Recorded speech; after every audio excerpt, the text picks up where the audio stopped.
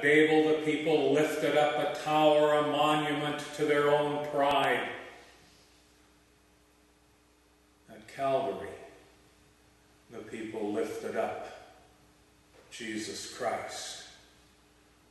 And he bore our sin and not his own when he was hanging on the cross. In each case, God came down, once in judgment, and now in mercy. But we have a bit of a problem with the Holy Spirit and the Holy Spirit's bigness. For you see, the Holy Spirit likes to be anonymous. It has only one purpose, and that's to deliver Jesus Christ, or not. And it delivers Jesus Christ by calling and gathering, enlightening and sanctifying and keeping you in one true faith, which is the presence of Christ in your life. Unstopping your ears and opening your eyes and breaking your hearts to see the truth of the depths of your sinfulness. For it is true that we are all hunters after that experience. In the one sense, it terrifies us, and in the other sense, it galvanizes us. In that first sense of being terrified, we're kind of like the day when the guy from town went out to do some hang gliding on the mountain. And he found a perfect slope to launch himself from, and so he set himself out over the valley. And when he came around the shoulder of the escarpment there, he saw below him Ole and Lars doing a little bit of bird hunting. And he shouted at them and waved. He was so excited to be able to greet them on that fine day. And they looked up and all they saw was some big unknown bird with a man clutched in its talons. And they were excited and they threw their shotguns to their shoulders and they fired away. And the hang glider veered back around the escarpment. And Lars turned to Ole and said, "What kind of bird do you think that was?" And Ole said, "I don't know, but I think we winged him because he sure let go of that man in a hurry."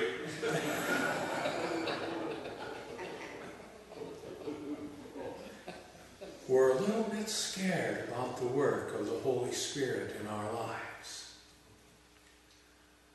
Because we know, we have heard enough that when the Holy Spirit delivers Jesus Christ, there is something that goes on here called the forgiveness of sins.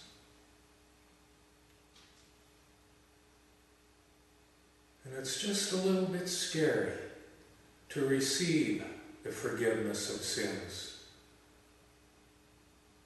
or to be sent out to declare your sins are forgiven. Because we know and we're afraid. And we say to our Lord Jesus, "But Jesus, that will be the death of me." And Jesus says, "I know. It was of me too."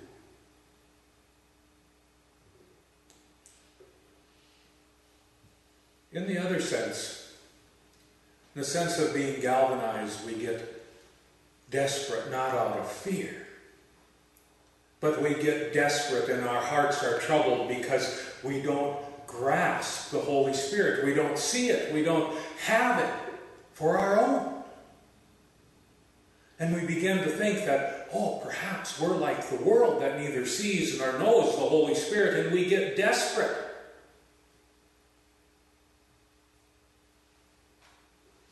And so like the victim of the snipe hunt, you all know about that legendary bird where adolescent boys make victims of one another and get them to hold the bag, waiting for the snipe to be chased into it so they can capture it.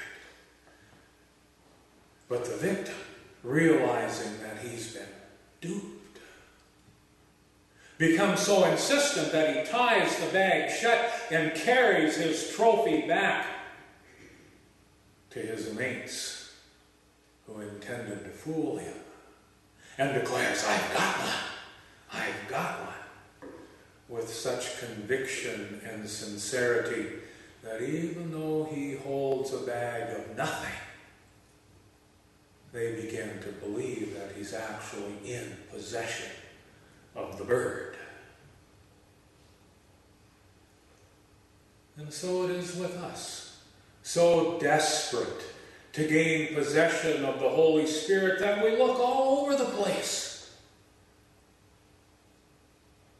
And we might as well try to catch a bag full of wind. Because the Holy Spirit will only be where God's Word is, will only be found where God's Word is found. And in God's Word, the Holy Spirit delivers Jesus Christ.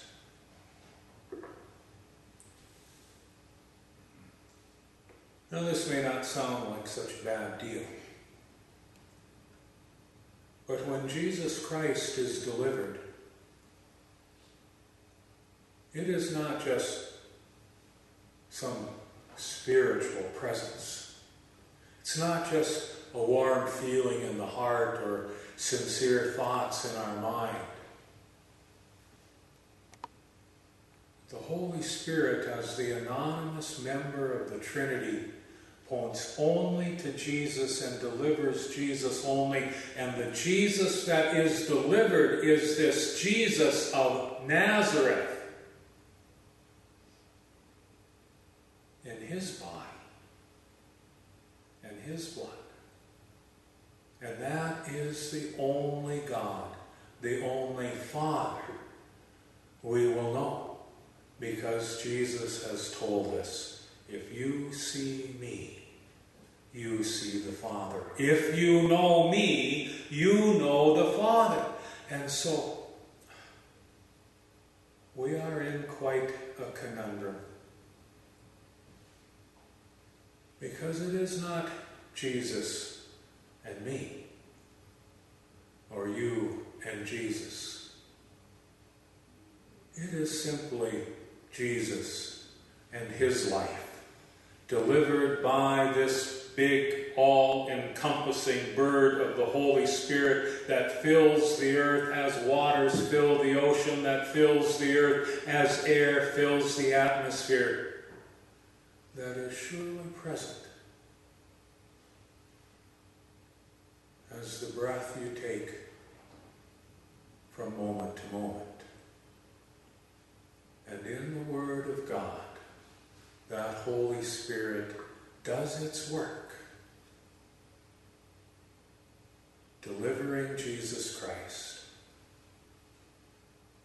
so that there is less of you and more of Christ, until you are nothing and Christ is everything.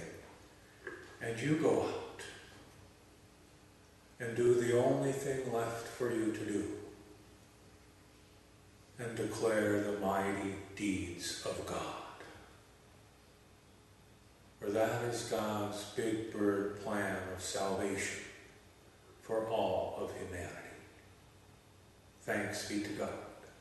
Amen.